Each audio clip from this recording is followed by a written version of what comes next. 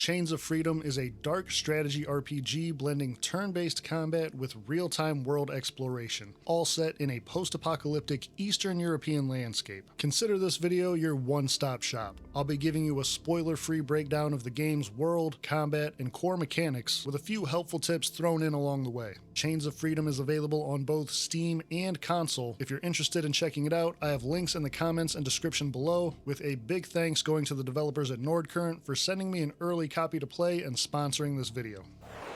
The world is a bleak, unrecognizable place. It all started when the meteorite hit, bringing with it a mysterious disease that quickly spread and warped everything it touched. This crystallized substance known as Eden mutated animals, humans, even the land itself. Twisted monsters roamed free and civilization collapsed under the weight of chaos and fear. But just when it seemed like all hope was lost, order was restored. A powerful, authoritarian force known as the Sovereignty Its light never dim. rose up with advanced tech and trained soldiers, containing the outbreak and restoring a sense of structure. But this came with a price. Now, the Sovereignty Its light never dim. rules with an iron grip, enforcing their agenda through an elite military force called the Peacekeepers. And that's where you come in. You'll take control of a Peacekeeper squad sent to eliminate a rogue scientist who's been labeled as a cult leader, spreading dangerous propaganda and rumored to have some sort of mind control capabilities. But what starts as a routine operation quickly unravels into something far more complex, with a deep web of conspiracies, moral dilemmas, and government corruption. Surprising, I know, because if there's one thing we can all agree on, it's that there's clearly nothing sketchy about the Sovereignty.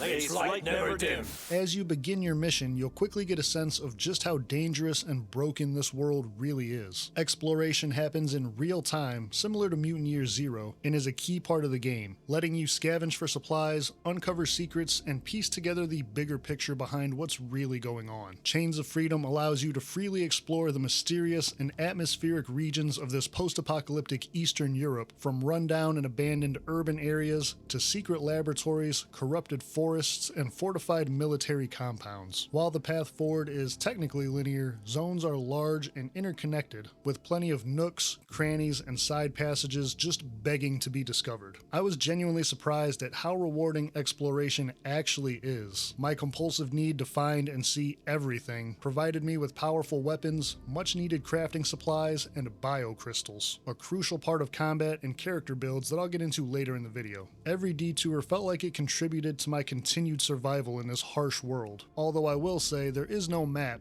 mini or otherwise, so you might get turned around a little bit sometimes. Another key part of exploration are the handful of stealth sections in the game, normally enemy-packed compounds or checkpoints. Your squad will be crouched and unable to run while trying to avoid enemy patrols and lines of sight. Stealth is a bit of a loose term here, as I did manage to sneak through a couple of areas without fighting, but in some, it's just not possible, and the sneaking is designed more for you to get your squad in position and set up an ambush. To make this easier, you can ungroup your squad and control individual members, placing them in the perfect position to spring your trap. A little tip here though, if you're sneaking and use the start combat option, then you'll initiate the ambush and get to attack before any enemies move. However, if you're spotted while sneaking, then your squad is stuck wherever they're at while the enemies get to take their full turn and actions. This can be disastrous, and a small slip up while getting into position can blow the whole thing, so I usually save before diving into these sections or as I get each member where I want them to be. But no ambush can succeed without ammo, and what's a post-apocalyptic world without scavenging, scarcity, and crafting? Chains of Freedom keeps its crafting system fairly simple, but don't let that fool you. It's absolutely essential to your survival, and rewards the time you spend exploring those ruined buildings and dark corners. Every bit of scrap,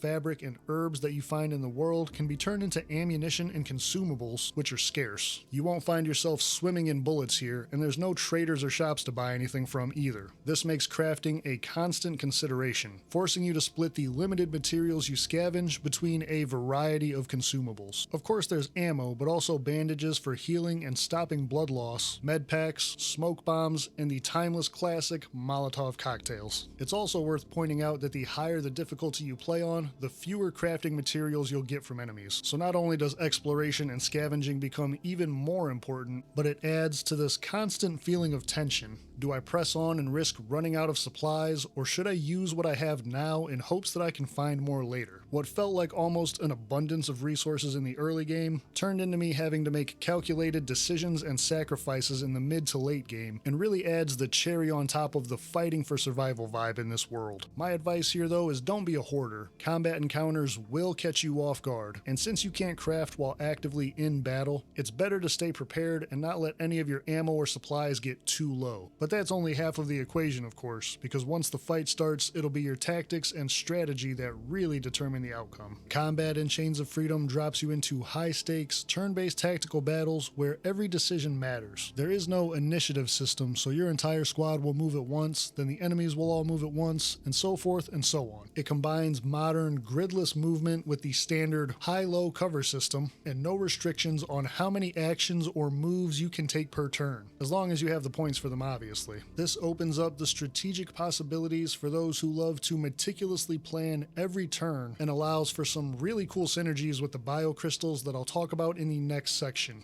Each member of your squad can be equipped with a primary and secondary weapon with no limit on who can use what. I like this particularly because it allows for a flexible squad composition that you can adjust to fit the situation or types of enemies you're facing. Primaries include things like shotguns, ARs, sniper rifles, and even a flamethrower, while secondaries are mostly sidearms and a fun selection of melee weapons: meat hooks, stun batons, pipe wrenches, and axes. Melee is actually a great way to conserve your ammo in fights, and a lot of those weapons have stun or blood loss abilities as well. However, melee enemies and some heavies will counterattack you. Think of the mutons in XCOM. And speaking of XCOM, there are hit chance percentages for every attack, with all of the factors affecting it broke down on screen, plus the ability to spend extra AP to increase your hit chance, but only for ranged attacks. Your squad will regularly be outnumbered and have to deal with waves of enemy reinforcements, so careful planning and using any advantages that you can are necessary, which is where the character abilities come into play. Every member of your party has their own unique skill that can be used to flip situations in your favor or outmaneuver enemies. This can be as simple as a grappling hook to get away from danger or secure the height advantage, to crowd control skills like the uppercut that stuns or disorients enemies for a turn so you don't have to deal with them right away.